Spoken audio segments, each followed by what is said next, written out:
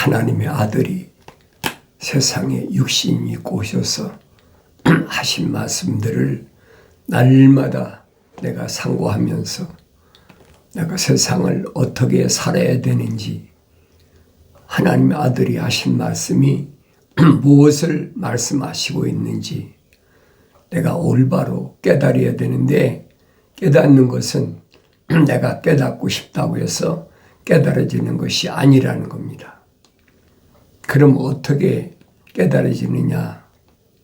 하나님의 아들이 하신 말씀은 거예요. 세상에 속한 자와 세상에 속하지 않은 자, 겉사람을 말하는 것이 아닙니다.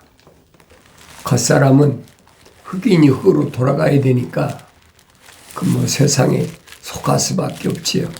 그런데 하나님 말씀은 나에게 뭘 말씀하시느냐? 하나님께서 명령하신 것들을 잊어버리지 말아야 된다는 겁니다. 그런데 하나님은 누구만 책망하시느냐? 하나님의 사랑의 생명의 호흡이 들어간 자만 책망하신다. 왜 책망하십니까?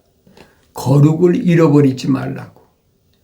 하나님의 속성이 들어왔기 때문에 거룩을 잃어버리지 말라고 책망하시는 거예요. 그런데 어리석은 사람들은 그걸 깨닫지 못합니다. 어리석다는 말은 무슨 말인고 하니, 하나님의 거룩하신 사랑의 호흡이 들어가지 않은 사람,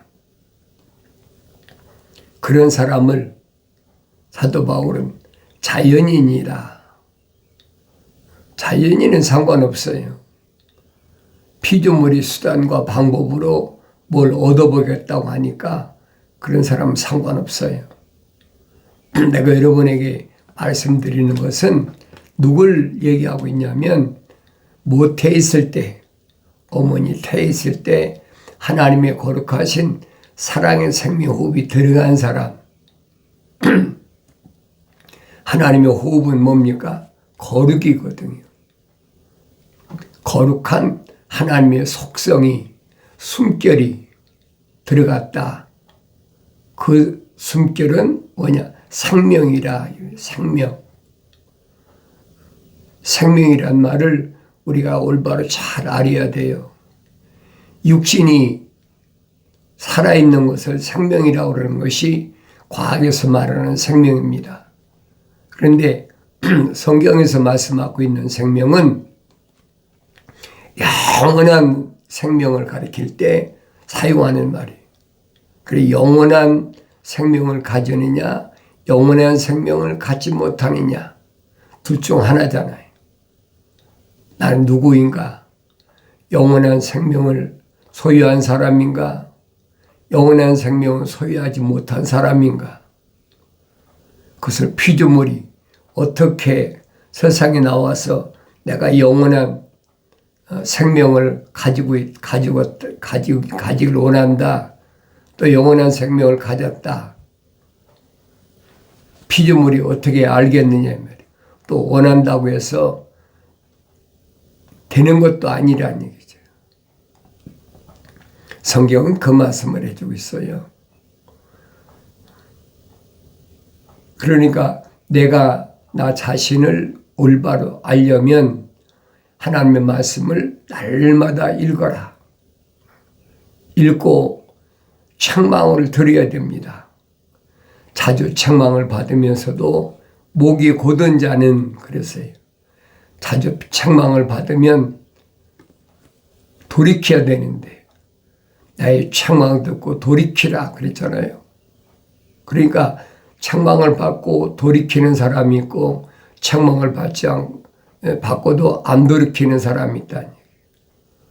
돌이키는 사람은 하나님을 바라볼 수 있는 거죠.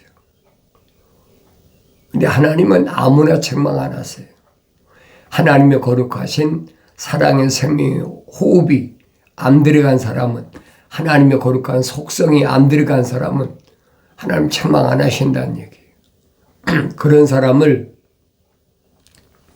성경에선 사도 바울이 뭐라고 말했냐? 자연인이다. 자연인. 하나님이 간섭하지 않는 사람.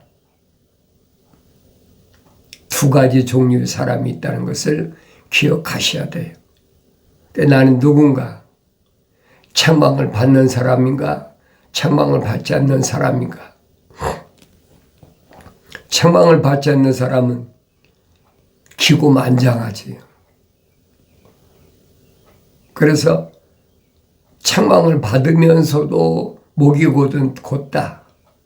책망을 받았으면 당연히 돌이켜야 될 거 아닙니까? 근데 책망을 받고도 돌이키질 않아. 갖가지 변명과 핑계만 늘어놓고, 그런 사람들은 갑자기 패망을 당하리니 도움이 없으리라. 갑자기 패망을 당한다. 도움이 없다는 거예요. 그래서 나는 하나님의 명령을 얼마나 준수하나, 하나님의 명령을 얼마나 두려워하는 자인가, 나 스스로를 볼 수 있어야 된다는 겁니다. 그런데 우리는 사람을 두려워한다. 피조물을 두려워한다. 그건 육신의 사람들이 하는 짓이. 사람을 두려워하면 덫에 걸리나 그랬어요. 덫. 사탄 마귀가 놓은 덫. 그물. 구덩이, 함정. 이런 것을 파놓고 교묘하게 유인하잖아요. 사람을 두려워하면 덫에 걸리나 주를 신뢰하는 자는 누구나 안전하니라. 주를 신뢰한다. 주만 의지한다. 그런 사람은 안전한 거예요. 육신을 말하는 것이 아니에요. 하나님을 두려워하는 마음은 아무나 갖는 것이 아닙니다. 아무나 가질 수 있는 것 같아요. 그러나 아무나 갖는 것이 아니에요. 그래서 하나님을 두려워하는 그런 마음을 항상 내 마음속에서 떠나지 말아야 된다. 베레아 사람들처럼 날마다 하나님 말씀을 상고하고 또 읽고 또 되새김질하고 또 상고하고, 한 번 읽었다고 끝나는 것이 아니에요. 나에게 육신의 생명을 연장시켜 주신 것은 육신이 살아있는 동안에 육신의 장막 안에 있는 내가 완성되어야 된다는 거예요. 완성된 내 모습을 어디서 찾아보느냐? 하나님 말씀에 찾아봐야죠. 무엇이 나를 사로잡고 있나? 흑암의 세력이, 어둠의 세력이 계속 침투해 들어오려고 수십 개의, 수백 개의 손들이 계속 들어오고 있죠. 그러니까 내 안에 무엇이 필요하냐? 빛이 필요해요. 빛이 있으면 갖가지 것들이 들어오질 못해요. 왜? 빛이 있으니까. 그래서 하나님의 거룩한 생명은 뭐냐면 참빛이다. 그래서 참빛. 그 참빛을 영접하는 자가 영원한 생명을 소유한 사람이에요. 그 참빛이 겉으로야 유대인이니까 유대인으로 오셨잖아요. 하나님의 아들이. 근데 유대인들이 영접을 하지 않아. 왜? 연결고리가 안 된다는 거예요. 하나님의 아들과 유대인과 연결이 안 된다. 그 연결이 뭐야 돼? 거룩이 연결이 안 된다는 얘기. 그러니까 자기들이 자원해가지고 와서 내가 선생님 제자가 되겠다고 찾아온 사람들이 그렇게 있어도 그게 안 되잖아요. 또 하나님의 아들이 사역을 마치시고 가신 후에 제자들이 120명이 성령이 충만해 가지고 하나님의 아들은 한 분이었을 때 남유다나 북이스라엘 거치시면서 생명의 호흡이 들어간 사람만 찾아다니셨는데 이제 120명이 오순절날 마가의 집에 하나님의 아들이 명령하신 대로 예루살렘을 떠나지 말고 기다리라. 그래서 예루살렘에 머물러 있다가 약속하신 성령이 임하시잖아요. 사도행전에 자세히 나와 있어요. 성령 받은 사람이 120명이다. 120명이 예루살렘을 발칵 뒤집어 놓잖아요. 하나님의 아들이었을 때는 한 분이었는데 120명이. 그러니까 예루살렘이 얼마나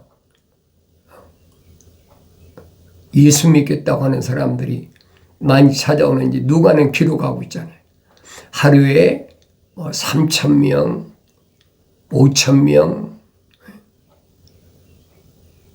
자기들이 원한다고 해서 원하는 대로 되냐는 거죠. 사도행전을 잘 읽어보세요. 그 사람 중에 수천 명 가운데 몇 사람밖에 안 돼. 그러니까 성경에 기록된 그런 내용들을 내가 간과하지 말고 소홀히 생각하지 말고 자세히 읽어보라는 얘기. 내가 사람을 두려워하는 사람인가? 사람을 두려워하지 않는 사람인가? 나 자신을 잘 알잖아요. 육신에 속한 사람은 사람을 두려워하지. 그러나 육신에 속하지 않은 사람은 사람을 두려워하지 않아요. 사람을 두려워하는 사람을 하나님의 아들은 누구라고 그랬습니까? 네 몸을 죽인다는 사람을 두려워하지 말라. 사람을 두려워하는 사람이라는 얘기. 누구한테 하는 말씀이에요? 사도들에게 하신 말씀이에요. 주님이 선택한 사도들에게 하신 말씀이에요. 네 몸을 죽인다는 사람을 두려워하지 말아라. 그 죽이는 것이 아니야. 그 잠자로 들어가는 것이지. 그런데 하나님의 거룩하신 생명호흡이 들어온 사람은 책망받고 돌이켜서 약속하신 성령 받으면 그 사명이 끝날 때까지는 아무도 손을 못 댄다는 얘기. 성경은 그 말씀해 주고 있거든요. 기독교 참된 교리입니다. 하나님의 거룩한 생명호흡이 들어간 사람은 세상이 그를 어쩌지 못한다. 이 것이 육신이 얼마든지 하지요. 왜? 육신은 땅에 속한 거니까. 그런데 철학과 과학은 육신을 죽인다라고, 육신이 위험하다고, 그 거짓말이에요. 하나님의 거룩하신 생명호흡이 들어온 사람은 하나님의 허락 없이는 절대 안 되는 겁니다. 하나님이 내 거룩한 계획을 얼마나 이루었나 그 모르시겠어요? 우주만물을 창조하신 하나님이. 그러니까 지혜로운 사람은 하나님을 두려워하는 거예요. 세상 하늘 아래 걸 두려워하는 것이 아닙니다. 하늘 위에 계신 우주만물을 창조하신 창조주 하나님을 두려워하는 거예요. 그래서 하나님의 아들이 시몬에게 말씀하시잖아요. 천국의 열쇠를 받은 사람은 세상과 묶이지 마라. 세상과 안 묶이려니까 얼마나 어려움, 시련이 옵니까? 안 당해본 사람 모르죠. 세상에 묶이지 않기 위해서는 발버둥을 쳐야 된다. 그 요한계시록 가서 그 얘기예요. 고난과 고통, 궁핍과 환난, 그게 끊임없이 밀려온단 말이에요. 그걸 내 힘으로 어떻게 이기겠습니까? 피조물의 힘으로는 안 되는 거예요. 그래 책망이 왔을 때 빨리 깨닫고 돌아서는 것이 가장 지혜롭고 현명한 것이다. 하나님의 아들로서 세상을 살아가는 방법, 그것은 항상 계명이 떠나지 말아야 된다. 계명을 잊어버리면 안 돼요. 계명은 육신 안에 있는 주님이 지저가 말씀하시잖아요. 넌 돌이다. 그 돌에는 반드시 계명이 새겨져야 된다. 그 돌에 계명이 새겨진 사람은 어떤 환경이 와도 계명이 먼저잖아요. 그래서 사도 바울은 그렇게 표현했어요. 육신의 사람과 내 안에 있는 사람과 끊임없이 갈등이 일어나고 끊임없이 전쟁이 일어나고 싸운다는 거예요. 그러니까 몸은 하나인데 겉사람하고 속사람이 계속 전쟁하니까 사도 바울이 뭐라고 그러냐. 오라 나는 곤고한 사람이로다. 곤고하다. 많이 힘들다 이 말입니다. 왜? 육신으로는 세상법을 섬겨야 되고 또 육신 안에 있는 나는 하나님의 법, 계명을 어기지 말아야 되니까 상충된다는 얘기. 그러니까 사도 베드로는 갓난 아기들로서 순수한 말씀에 젖어 사모하라. 먹고 장성해서 하나님의 인자하심을 맛보게 하기 위해서는 예수 그리스도 하나님의 아들의 모습으로 성장해야 되니까 항상 순수한 하나님의 말씀을 사모하는 마음을 잊지 말라. 하나님의 아들을 사도 바울은 누구라고 그랬어요? 멜기세덱, 우리의 대제사장. 사도 베드로는 부르심을 받은 자들이 그 가운데서 선택된 자들은 제사장들이다. 제사장의 사명은 뭔가를 알아야 되죠.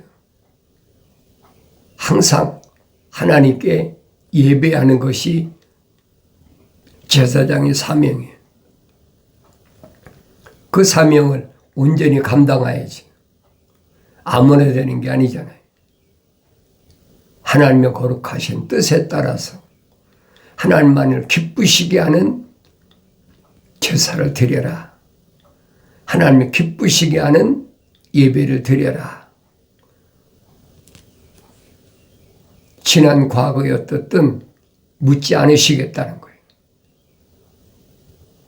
사도 바울이 만삭되지 못한 그런 미완성됐을 때 예루살렘에서 얼마나 악행을 저질렀는지 집집마다 찾아다니면서 남자 여자 할 것 없이 잡아다가 옥에다 가두고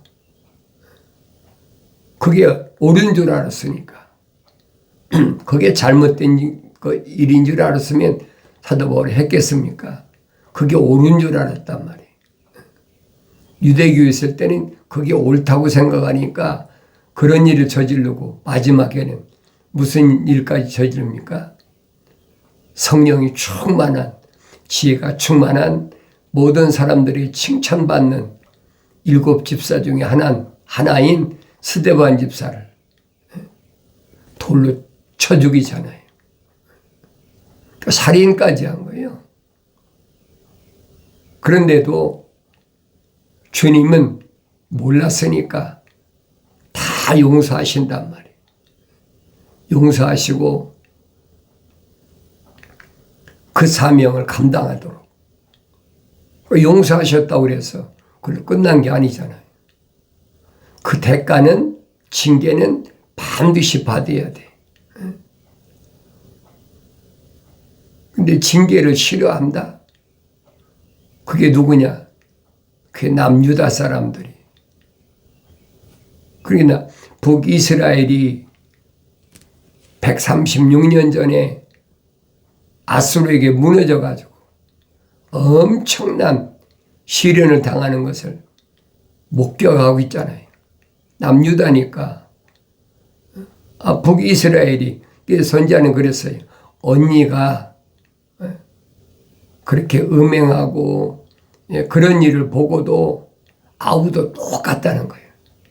남유다를 아우라고 그랬잖아요. 그러니까 136년인가요? 약 130년 만에 남유다도 아수르로부터 침공을 받잖아요. 왜 그랬나? 성경은 그래서 선지자가 언니가 그런 걸 보면 목격했으면 깨달아야 되는데 깨닫지를 못해. 왜 그래요? 하나님 거룩하신 사랑의 생명이 안 들어갔어. 그러니까 바벨론으로 포로 잡혀가잖아요. 바벨론으로 포로 잡혀가는데도 그걸 깨닫지 못해.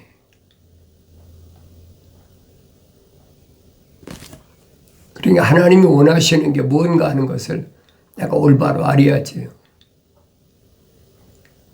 그렇지만은 그 중에서도 다니엘이나 사드락, 메삭, 아벳노고 같은 네 청소년들은 오히려 바벨론에 포로 잡혀가서도 당당하잖아.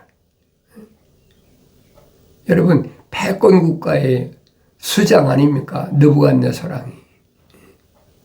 그런데도 당당하잖아요. 세상 말로 꼴릴 필요가 없다는 거예요. 네 위에 느부갓네살 왕 위에 창조주 하나님이 계시다는 것을 네 소년은 알았다 이 말이에요.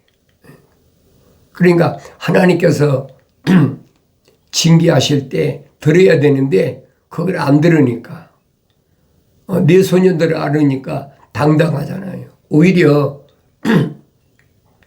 남유다에 있을 때는 모르죠. 빛이 안 보이죠. 그런데 포로로 잡혀가니까 네 소년에 대한 그 참된 모습이 드러나잖아요. 그래서 내가 다니엘서를 읽어보고 또 읽어보고, 그러니까 하늘 아래 종교에서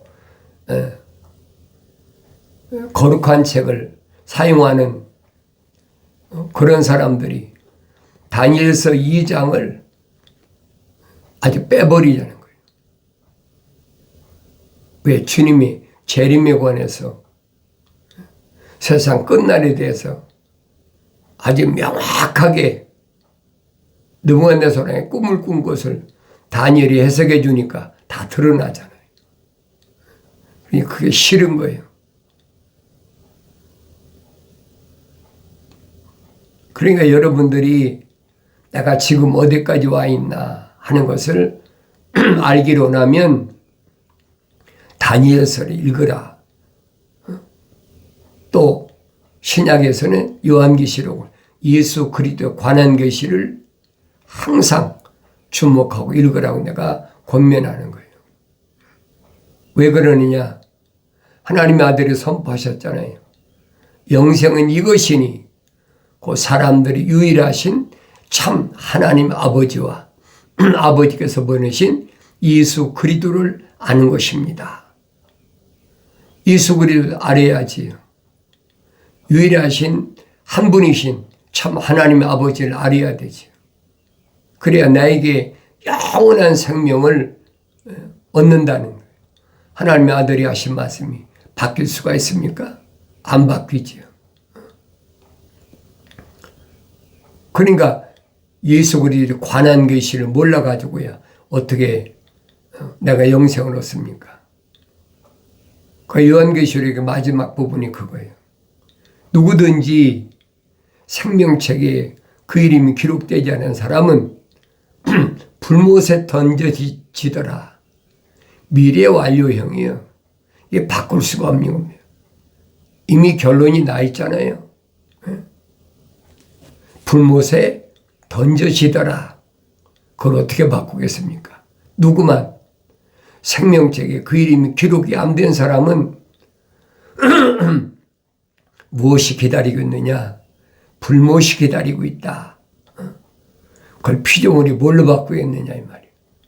뭘로 내가 생명책에 내 이름을 기록할 수가 있겠느냐는 거예요. 성경을 자세히 읽어봐야죠. 내가 어머니 태에 있을 때 하나님이 나를 덮으셨다. 간섭하셨다. 그래서 하나님이 거룩하신 사랑의 생명 호흡을 후 불어넣으셨다는 거예요. 그러니까 하나의 살아있는 혼이 된 사람이 그 사람에게 영생이 있는 거예요. 그 사람은 생명책에 그 이름이 기록됐다는 얘기예요. 2000년 전에 하나님의 아들이 오셔서 누구만 선택했느냐? 유대인 가운데 누구만 선택했느냐? 하나님의 아들이 밝히시잖아요. 그까지 귀신이 너희에게 항복하는 거 기뻐할 일이 아니야. 정말 너희가 기뻐할 것은 뭐냐면 너희 이름이 생명책에 기록된 것을 기뻐해야 돼. 하나님의 아들이 밝혀주고 있잖아요. 그럼 나는 무엇으로 세상을 기뻐하고 사나? 내 이름이 생명책에 기록됐다면 항상 기뻐하는 거지. 그리고 완성되기까지 하나님의 모습을 담기까지 책망받고 돌이켜서 완성되어야 된다는 거예요. 하나님의 아들이 세상에 오신 목적은 수가성 야곱의 우물가에서 제자들에게 사도들에게 밝히시잖아요. 사도들이 수가성에 들어가서 먹을 음식을 사왔을 때 하나님의 아들이 뭐라고 밝히십니까? 나는 너희가 알지 못하는 먹을 양식이 따로 있다. 음식이 따로 있다. 제자들이 궁금하잖아요. 누가 우리 선생님한테 잡수식을 갖다 드렸나? 이해가 안 되잖아요. 자기들끼리 수근거리는 소리를 하나님의 아들이 들으시고 내가 먹을 음식은 하늘에 계신 하나님의 아버지의 거룩한 뜻을 이루고 이루는 게 뭐예요? 생명책의 이름이 기록된 사도들을 제자들을 선택하시는 일이란 말이에요. 그리고 완성시키는 거다. 그들로 하여금 성령 받아서 완성시키는 것이다. 그것이 하나님의 아들이 육신이 있고 세상에 오신 목적이란 말이에요. 그럼 내가 하나님의 아들이라면 하나님을 향하여 아버지라고 부른다면 기도할 때 하나님의 아버지 부르면서 하나님의 아들이 가신 길을 나도 똑같이 가야 된다는 거예요. 책망을 듣고 돌이키라. 보라. 내 영을 부어서 내 말들을 알게 하리라. 약속하신 말씀이 이루어지길 바랍니다.